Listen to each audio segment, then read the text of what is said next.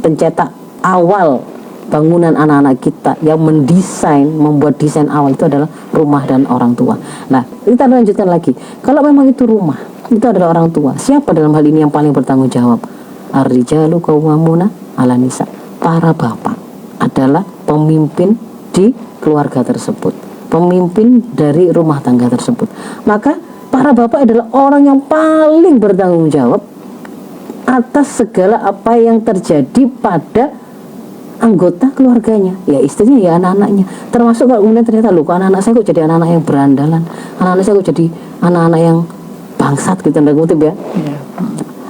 Kok sangat seperti ini begitu tampilan mereka. Ya itu nggak bisa dilepaskan dari, pasti ada peran dari siapa? Bapak pertama itu.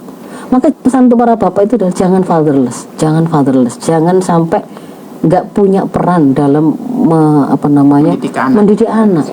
Karena itu tanggung jawab utama para bapak.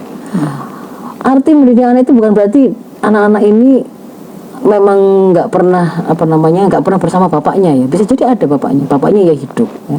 Bapak ibunya ada, tapi mereka seperti anak-anak yatim atau diyatimkan karena tidak pernah merasakan kehadiran bapaknya, tidak pernah merasakan kehadiran ibunya. Nah, ada bapaknya tapi dia hanya mengambil porsi sebagai mesin ATM, misalkan begitu, yang siap untuk memberikan kebutuhan finansial tapi kemudian dia tidak pernah memberikan perhatian kepada anaknya. Apakah sudah terbentuk kesadaran bahwa dia itu punya kewajiban sholat 5 waktu, dia tidak pernah ngecek, padahal itu wajib. Bapak itu kemudian meskipun dia bukan orang yang paling banyak bersama dengan anak, tetapi dia adalah orang yang tetap punya kewajiban untuk melakukan pengecekan, kan gitu kan ya. Kalau dia pandang, oh ternyata istri saya sebagai guru langsung dari anak-anak saya itu ternyata belum mumpuni, berarti saya mau hadirkan guru dari mana? Itu dia juga harus memahami hal tersebut gitu ya. Kalau saya sendiri nggak bisa ngajar, saya hadirkan ke rumah untuk mengajar anak-anak saya, mengajari kami semua siapa, supaya sama-sama ngerti caranya sholat, sama-sama ngerti caranya ngaji, ngerti bahwa hukum A itu begini, perbuatan itu begini, dan seterusnya ya. Jadi itu adalah para bapak. Maka para bapak harus terlibat dalam pendidikan anak. Dan kalau kita melihat dicontohkan di dalam Al-Quran itu, para bapak itu senantiasa lekat dan erat dengan proses pendidikan anak-anak. Yang menarik itu ada sebuah tesis ya, yang berjudul Hiwarul Aba Ma'al Abna fil Qur'anil Karim wa Tatbiqatuhu At-Tarbawiyah. Itu adalah sebuah tulisan yang berusaha menghitung dialog yang terjadi antara orang tua dengan anak di dalam Al-Quran dan implikasinya pada pendidikan, penerapannya pada pendidikan. Di situ kemudian ditemukan ya, ada 14 kali dialog ayah dengan anak ya, dialognya Nabi Yusuf dengan Nabi Yakub, Nabi Ibrahim dengan Ismail.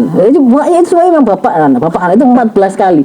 Sementara dialog antara ibu dan anaknya 2 kali saja, dan yang tanpa kejelasan siapa yang sedang berdialog ini dengan anak itu ada 1 kali. Nah, jadi di sini kita menunjukkan itu sesuatu yang memang harus dilakukan. Bahkan kalau secara spesifik ada kalimat dari Ibnu Qayyim ya, di dalam kitab beliau yang Tuhfatul Maudud bi Ahkamil Maulud ya, bahwa di sana beliau mengatakan ada banyak orang tua yang mereka itu karena ketidaktahuannya, dia sebenarnya mencelakakan anak-anak mereka dan buah hatinya di dunia dan di akhirat karena tidak memberi perhatian dan tidak memberikan pendidikan adab pada mereka. Orang tua justru membantu si anak menuruti semua keinginan syahwatnya. Kalau ini kalau kita terapkan hari ini, berapa banyak ya anak-anak yang kemudian kemarin ketahuan bully temannya, flexing mobil orang tuanya gitu ya, mobil-mobil mewah dan seterusnya. Itu kan kelihatan sekali kalau dia itu secara ekonomi, secara materi, dia difasilitasi betul oleh orang tua mereka. Bahkan itu dijadikan kebanggaan, bahkan itu ternyata malah melahirkan kesombongan gitu kan ya. Nah itu jadi orang tua membantu sang anak menuruti semua keinginan syahwatnya. Nah ia menyangka, sayangnya si orang tua ini menyangka dia berbuat demikian itu sebagai kebaikan. Dia memuliakan anak, padahal dia sebenarnya sedang menjatuhkan anak itu pada kehinaan. Nah itu sangat kelihatan sekali ada kesalahan dan itu berasal dari orang tua, harus dipahami ini.